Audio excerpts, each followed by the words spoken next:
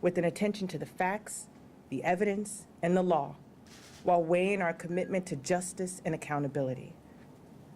However, we can no longer stand by these convictions. And this office is not alone in that determination. Well before I took office in 2016, in 2013, some 9 years ago, the Emanuel administration called for a review of cases involving Detective Guevara by former U.S. Attorney Scott Lazar. Mr. Lazar completed that review and resulted in findings that there were cases in which the credibility of Detective Guevara and his handling of these cases were in doubt. And in fact, in 2016, began a series of cases that were presented to the courts in which findings of Detective Guevara were made. I want to be clear. When I first came into office and was confronted with the history and legacy of Detective Guevara and the severity of the allegations of the defendants in which he was the detective, we wanted to do everything that we could to ensure that convictions that should stand should stand. That included, in 2017, taking the unprecedented step of offering Detective Guevara immunity in a case involving a heinous murder.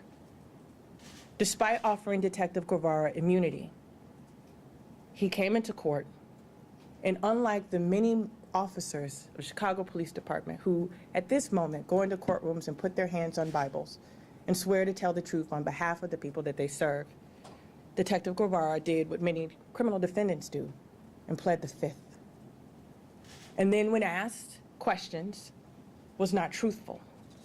In fact, in that case, Judge Obish, in granting a new trial after Detective Guevara's testimony, made a ruling in which he said Detective Guevara told bald-faced lies during court testimony and had eliminated any possibility that he could ever be considered a credible witness in any proceeding.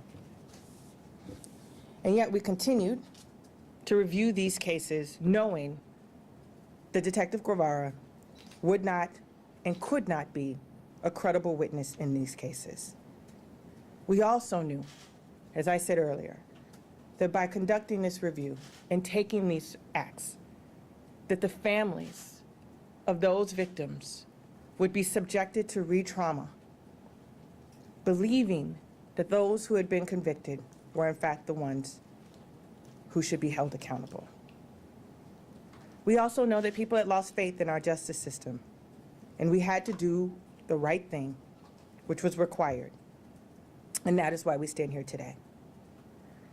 These allegations of police misconduct against Detective Guevara and others like John Burge and Ronald Watts have had a significant stain on the justice system that we can no longer afford to ignore. The toll of an unequal justice system is just too high.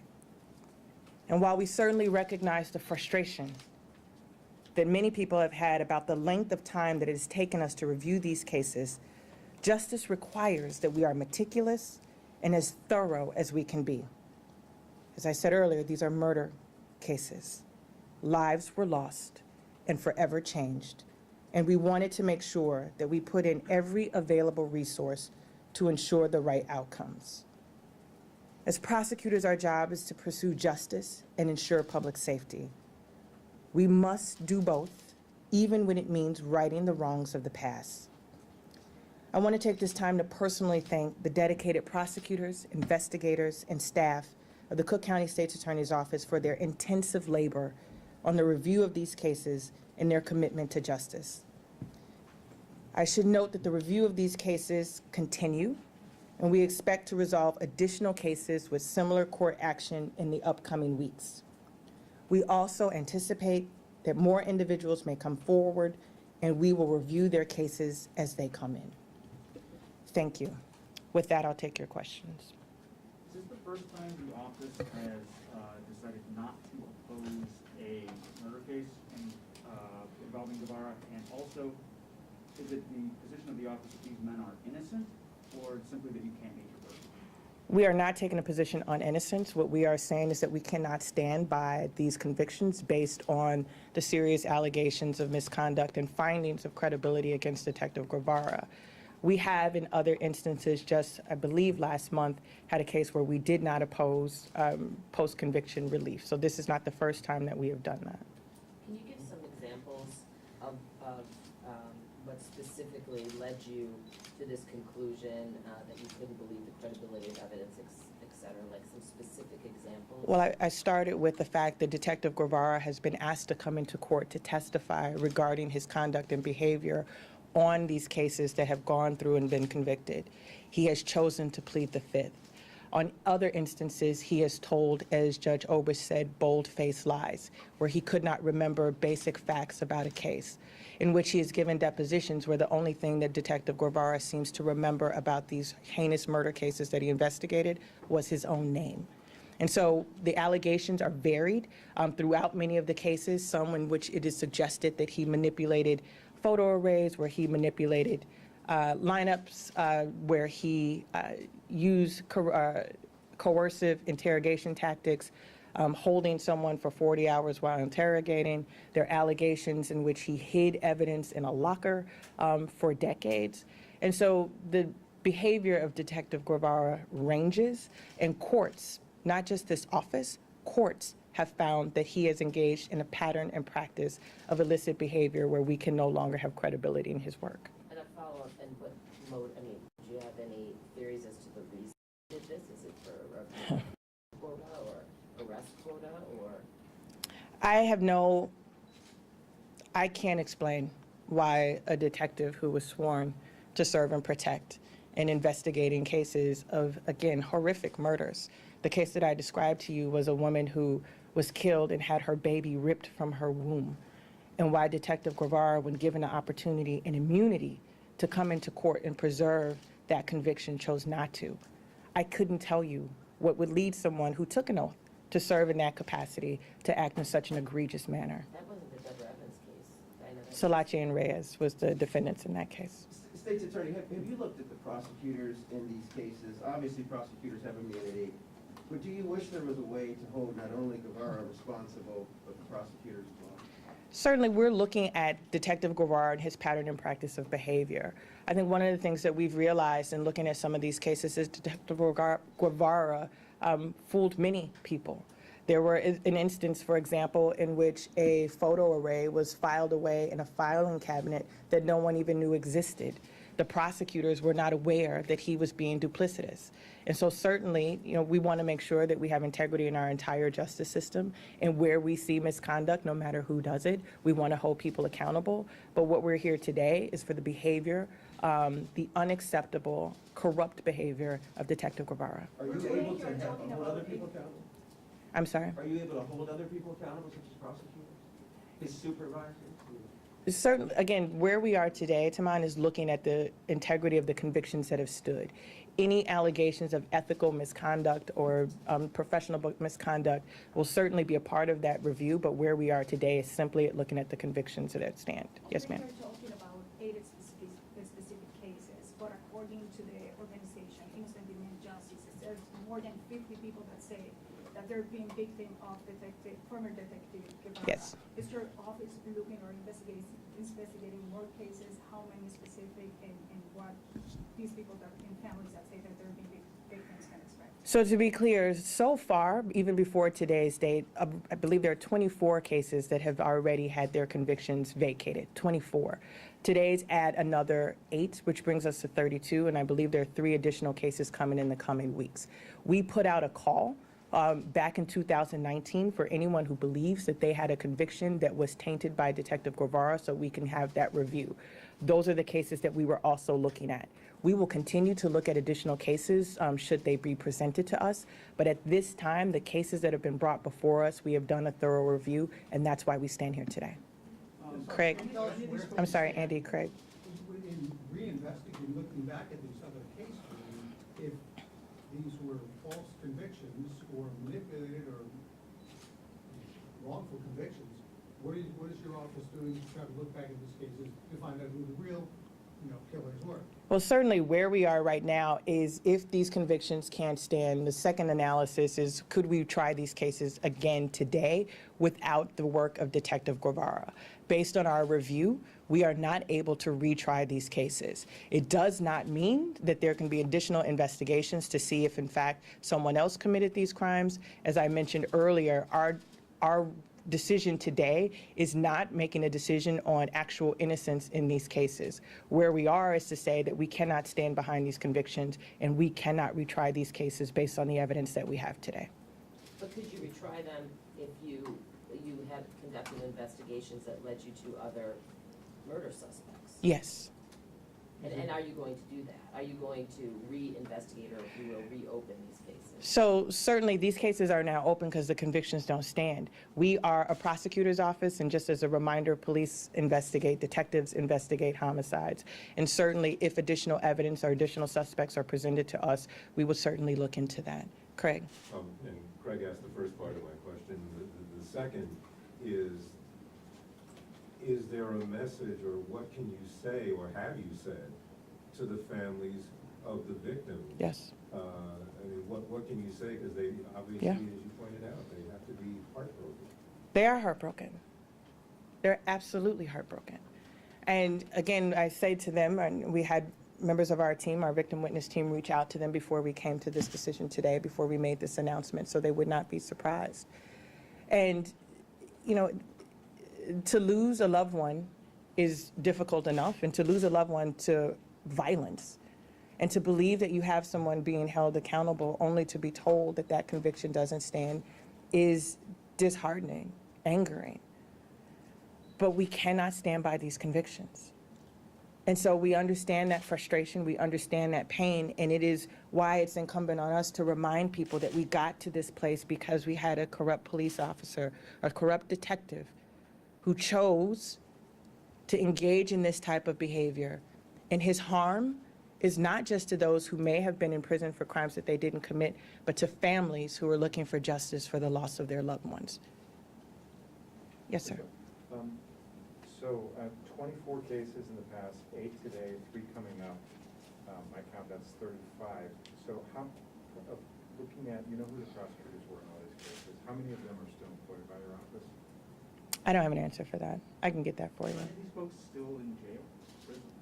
It's my understanding that of the cases that are coming today, there are 3 that are still in prison.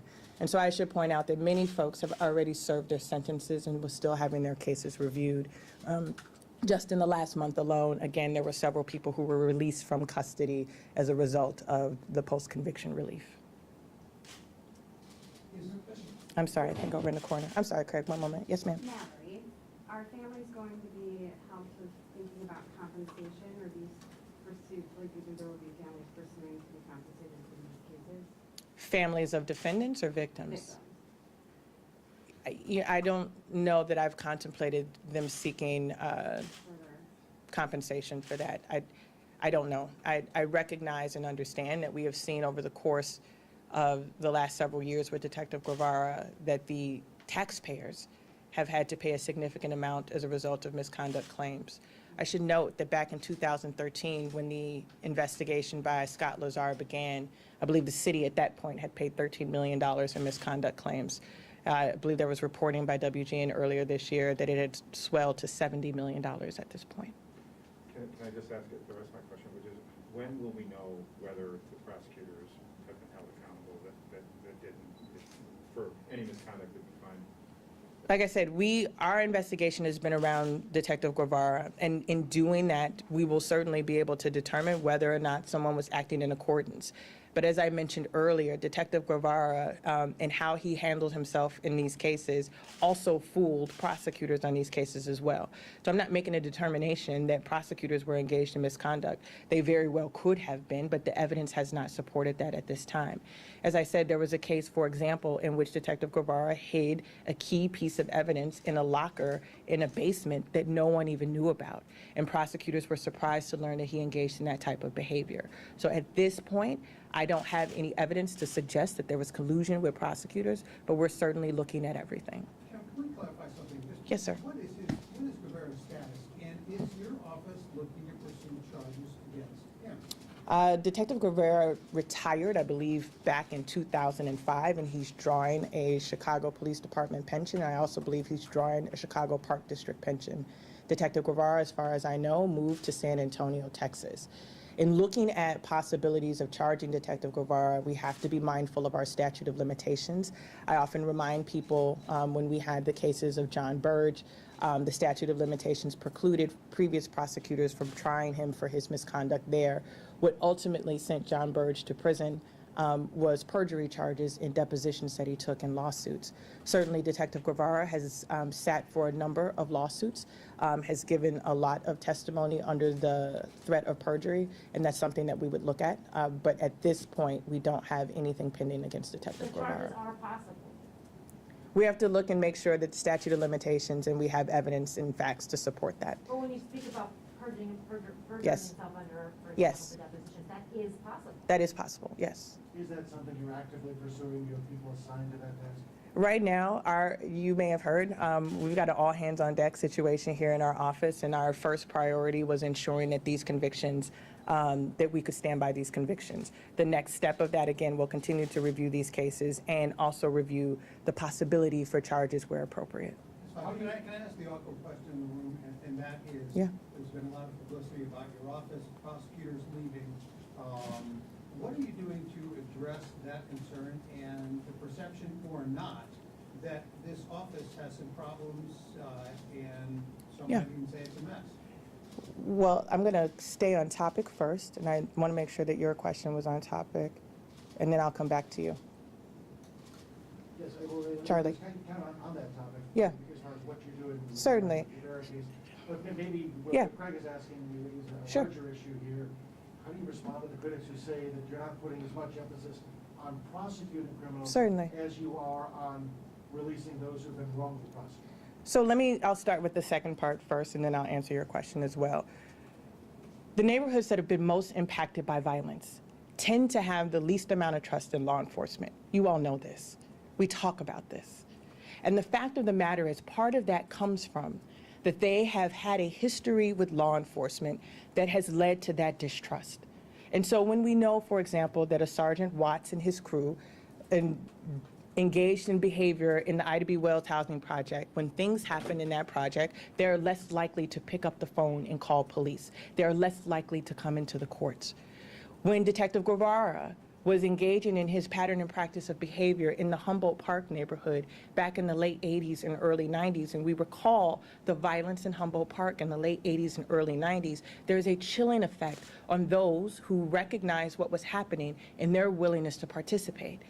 The notion that we somehow have to separate public safety from righting the wrongs of the past is how we continue to find ourselves in neighborhoods struggling with issues of violence and legitimacy with our criminal justice system.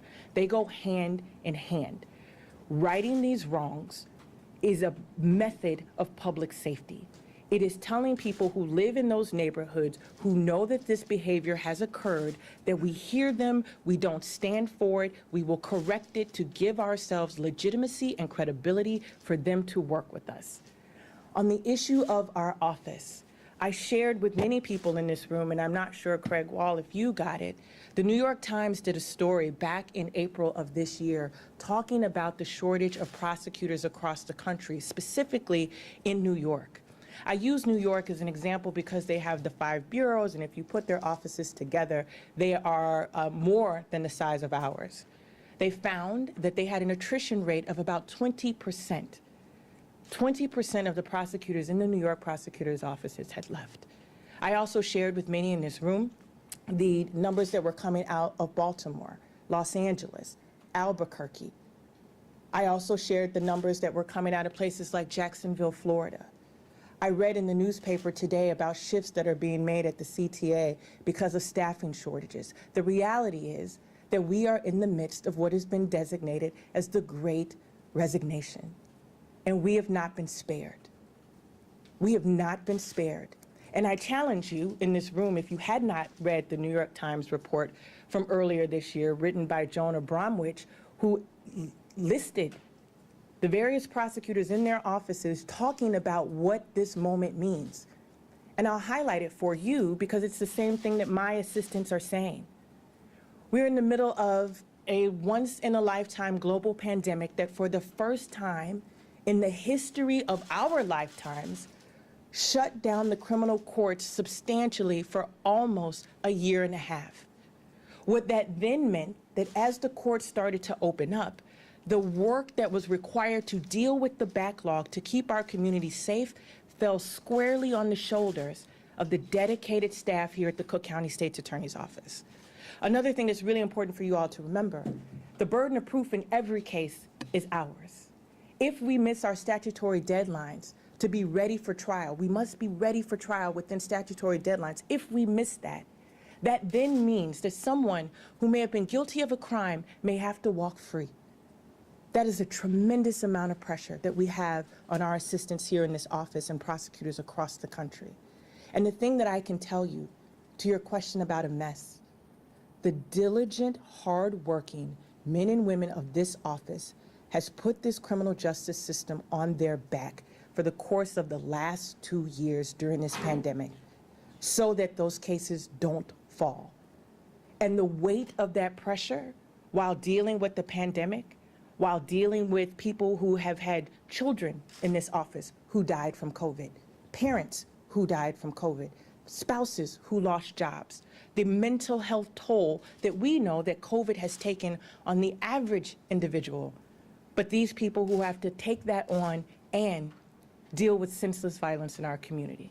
So yes, we have lost people, just like other prosecutors' offices across the country. Do you believe any of that is how you're running this office? No, I mean, Craig. Jim Murphy's criticism was Craig, here's what I'll tell you. Jim Murphy was one of many people who left this office.